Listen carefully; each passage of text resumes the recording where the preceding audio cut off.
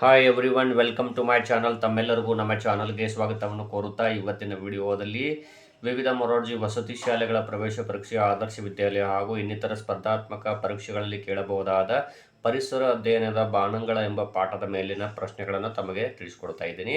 ಇನ್ನು ತಾವುಗಳು ನಮ್ಮ ಚಾನಲ್ ಫಸ್ಟ್ ಟೈಮ್ ನೋಡ್ತಾ ಇರೋರು ನಮ್ಮ ಚಾನಲ್ ಸಬ್ಸ್ಕ್ರೈಬ್ ಆಗಿ ಅಂತ ತಿಳಿಸುತ್ತಾ ಓಕೆ, ವಿಡಿಯೋ ಪ್ರಾರಂಭಿಸೋಣ. ಮೊದಲನೇದಾಗಿ ಸೌರವ್ಯೂಹದಲ್ಲಿರುವಂತಹ ಗ್ರಹಗಳು ಒಟ್ಟು ಇಲ್ಲಿ 9, 10, 8, 7 ಅಂತ ಆಪ್ಷನ್ಸ್ಗಳಿವೆ.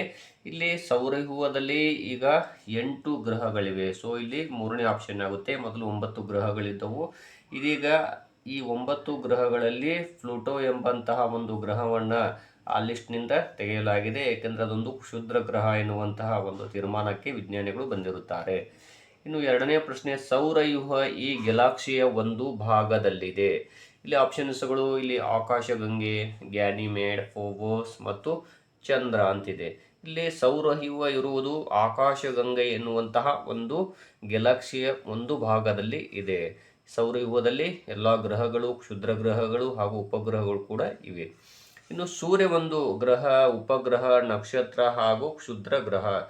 ಇಲ್ಲಿ ಸೂರ್ಯ ಅನ್ನುವಂತಹದ್ದು ಒಂದು ನಕ್ಷತ್ರ ಆಗಿದೆ. ಇಲ್ಲಿ ಮೂರನೇ ಆಪ್ಷನ್ ಆಗುತ್ತದೆ.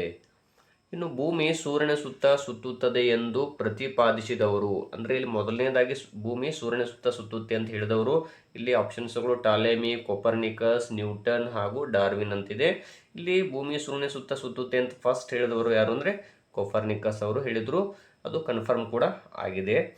ಇದರ ಆಧಾರದ ಮೇಲೆ ಇಲ್ಲಿ ನಿಯಮಗಳನ್ನು ಅಲ್ಲಿ ರೂಪಿಸಲಾಯಿತು. ಸೂರ್ಯನಿಂದ ಮೂರನೇ ಸ್ಥಾನದಲ್ಲಿರುವ ಗ್ರಹ ಯಾವುದು? ಇಲ್ಲಿ ಆಪ್ಷನ್ಸ್ಗಳು ಗುರು, ಶನಿ, ಶುಕ್ರ, ಭೂಮಿ ಅಂತಿದೆ. ಸೂರ್ಯನಿಂದ ಸೀರಿಯಲ್ ನಂಬರ್ ಪ್ರಕಾರ ಅನುಕ್ರಮವಾಗಿ ಬಂದಾಗ ಅಲ್ಲಿ ಭೂಮಿ ಮೂರನೇ ಸ್ಥಾನದಲ್ಲಿದೆ. ಬುಧ ಮೊದಲನೇ ಸ್ಥಾನ, ಶುಕ್ರ ಎರಡನೇ, ಬುಧ, ಶುಕ್ರ, ಭೂಮಿ ಮೂರನೇ ಸ್ಥಾನ, ಮಂಗಳ ನಾಲ್ಕನೇ ಸ್ಥಾನ, ಈ ರೀತಿಯಾಗಿದೆ. ಹಾಗಾಗಿ ಇಲ್ಲಿ ಭೂಮಿ ನಾಲ್ಕನೇ ಆಪ್ಷನ್ ಇದೆಯಲ್ಲ, ಇದು ಸರಿಯಾದ ಆನ್ಸರ್ ಆಗುತ್ತದೆ. ಜೀವಿಗಳನ್ನು ಹೊಂದಿರುವ ಏಕೈಕ ಗ್ರಹ ಇಲ್ಲಿ ನೋಡ್ಬೋದು, ಚಂದ್ರ, ಗುರು, ಮಂಗಳ, ಭೂಮಿ ಅಂತಿದೆ. ಇಲ್ಲಿ ಜೀವಿಗಳಿರುವಂತಹ ಗ್ರಹ ಯಾವುದು ಅಂದರೆ ಇಲ್ಲಿ ಭೂಮಿ ಆಗುತ್ತದೆ. ಸೊ ನಾಲ್ಕನೇ ಆಪ್ಷನ್. ಭೂಮಿಯ ಏಕೈಕ ಉಪಗ್ರಹ ಇಲ್ಲಿ ಸೂರ್ಯ, ಚಂದ್ರ, ಡೈಮೋಸ್, ಫೋಬೋಸ್ ಅಂತಿದೆ.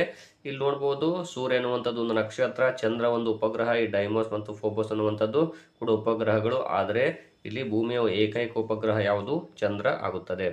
ಸೌರವ್ಯೂಹದಲ್ಲಿ ಭೂಮಿ ಎಷ್ಟನೇ ದೊಡ್ಡ ಗ್ರಹ ಅಂತಿದೆ. ಇಲ್ಲಿ ನೋಡ್ತಾ ಹೋಗಿ 8, 5, 6, 7 ಅಂತಿದೆ. ಇಲ್ಲಿ ಸೌರವ್ಯೂಹದಲ್ಲಿ ಭೂಮಿ 5ನೇ ದೊಡ್ಡ ಗ್ರಹ ಆಗುತ್ತದೆ. ಸೊ ಹಾಗಾಗಿ ಎರಡನೇ ಆಪ್ಷನ್ ಅದು ಸರಿಯಾದ ಆನ್ಸರ್ ಆಗುತ್ತದೆ.